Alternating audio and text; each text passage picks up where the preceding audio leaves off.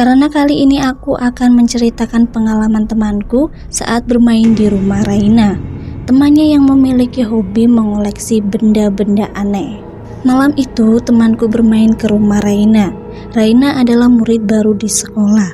Dia terlihat pendiam dan berwajah datar, tapi benar-benar cantik.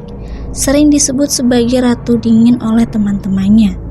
Wajahnya cantik dan sikapnya begitu dingin. Meski sendiri, Raina tidak pernah mengalami kesulitan belajar ataupun hal lain. Terhadap semua orang, dia selalu dingin, tanpa terkecuali.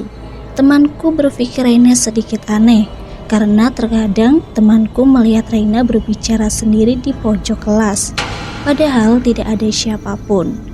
Sikap-sikap aneh itu juga jadi salah satu penyebab anak sekelas enggan berteman dengannya. Dari sikap kesehariannya yang aneh itu, akhirnya membuat temanku penasaran. Temanku mengikutinya saat pulang sekolah, dan benar saja, dari rumahnya terlihat begitu menyeramkan. Temanku yang sudah terlanjur mengikuti itu kepergok Raina sendiri. Temanku sangat syok karena raut wajahnya yang menatap dengan seramnya. Akhirnya temanku memutuskan bermain masuk ke rumahnya. Untungnya Raina tak marah dan mempersilahkan temanku masuk. Dari awal masuk temanku berkata kalau semua bulu kuduknya berdiri, merinding seperti banyaknya aura negatif. Di dalam rumahnya yang banyak sekali nuansa mistis seperti keris, rambut, tengkorak, dan masih banyak pajangan yang lainnya. Hingga kursi dan yang lainnya yang terlihat begitu seram. Temanku merasa seperti sedang masuk ke rumah hantu yang sebenarnya. Temanku tidak habis pikir dengan kehidupannya yang bukan seperti manusia pada umumnya. Padahal Raina memiliki wajah yang sangat cantik dan kulit yang putih bersih. Hingga beberapa menit kemudian temanku disuguhi makanan dan minuman olehnya.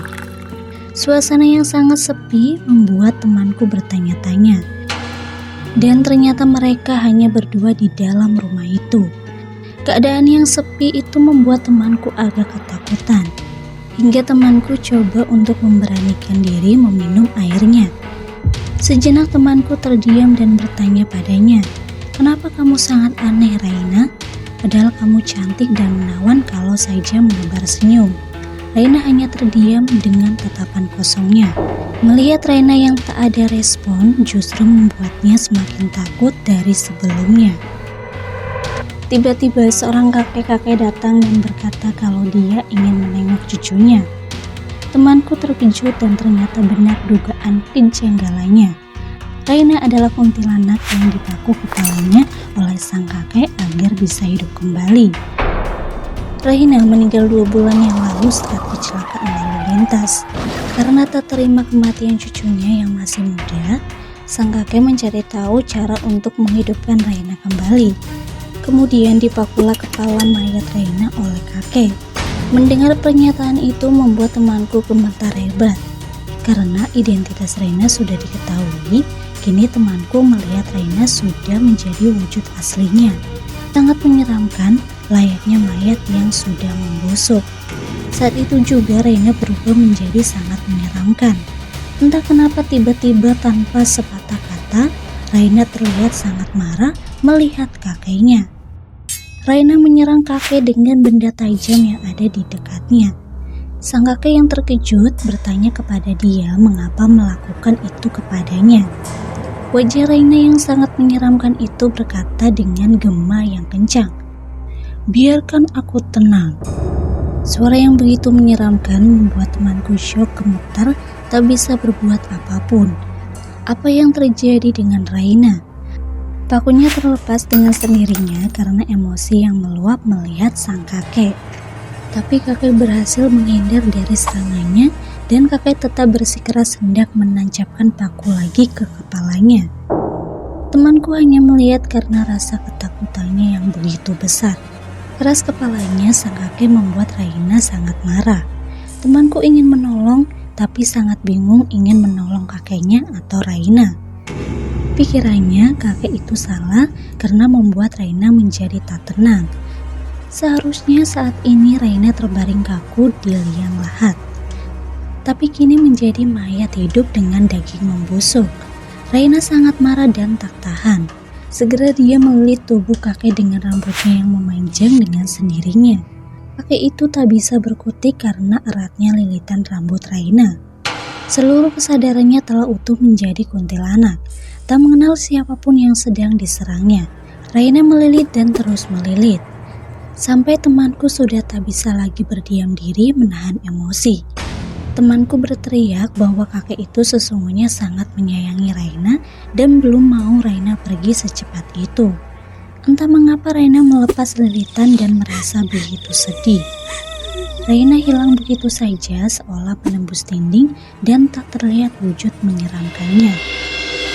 Temanku dengan gesit mencoba menyadarkan kakek.